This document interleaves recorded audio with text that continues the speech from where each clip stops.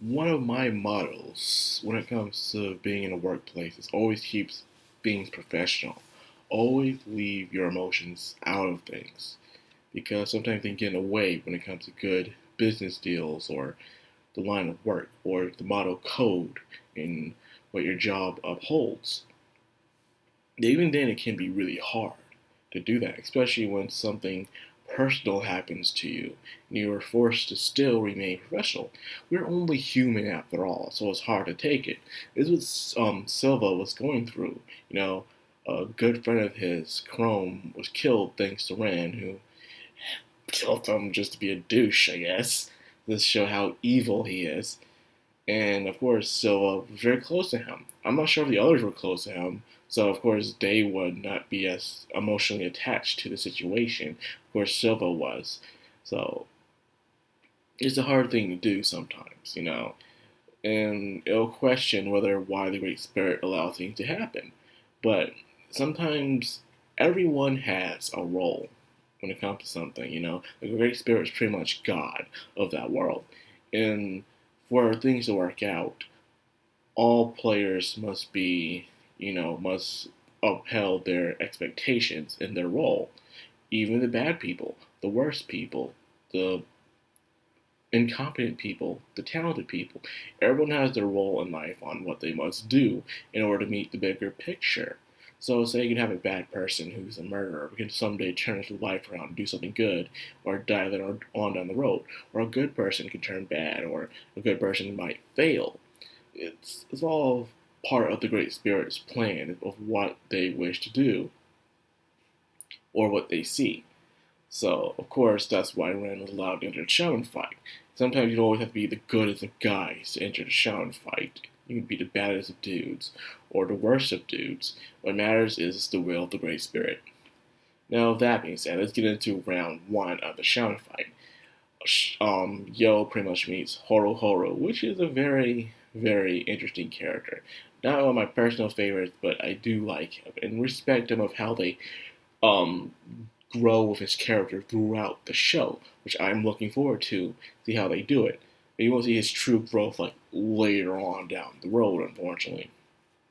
He'll have his moments here and there, but it mostly grows in towards the end of the series, unfortunately.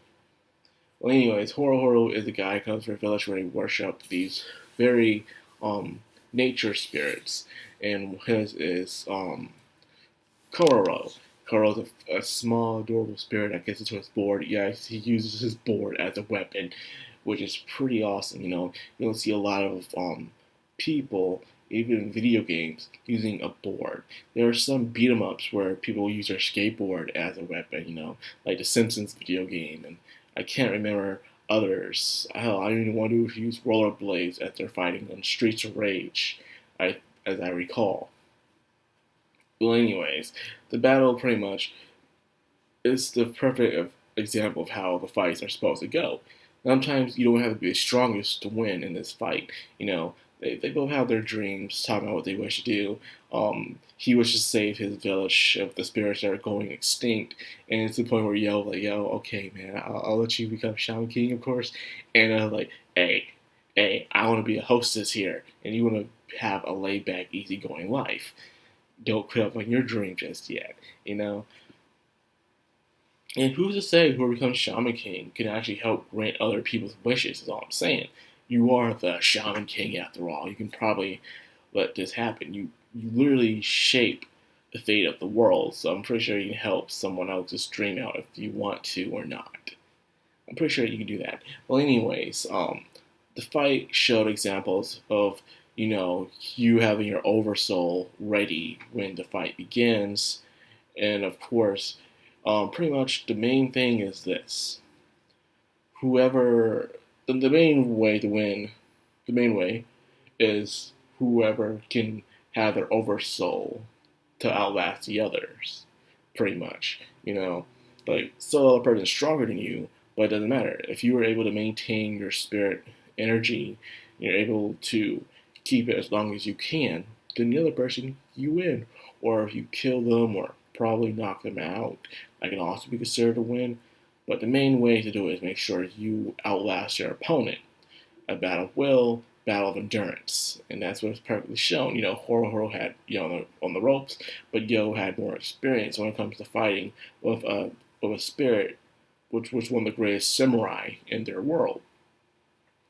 And of course, having the muscle memory of learning how to fight with Aminomaru, and now having him inside the blade of the Oversoul, made Aminomaru and Yo to be even stronger. Also able to outlast Haru in his fight, which was shown right here. Haru did an awesome avalanche attack, but Yo was able to survive it. He didn't even put the finishing blow on. He won because he outlasted him, and that's pretty much how the fights can go. That's the most basic and simplest ways it can go. No other way that can be. Well, anyways, even after that, they chilled out, celebrated with each other. Even the loser dude, who would be a sore loser, by the way, hey, you beat me fair and square. Cheers, but his sister shows up, and then they already show little hints to the next opponent, which is a very interesting guy as well. I guess a lot of characters in this show are very interesting to the point where they could have their own spin-off, and some of them do have their own spin-offs too, by the way.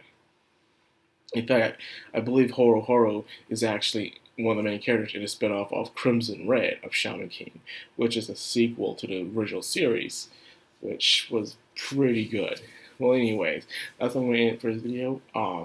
Looking forward to the next round, and it's going to be very, very interesting. So anyways, I hope you guys enjoyed the video. If you did, like, comment, subscribe, and of course, hit the bell icon. This has been the Madcrown on Anime. Signing out.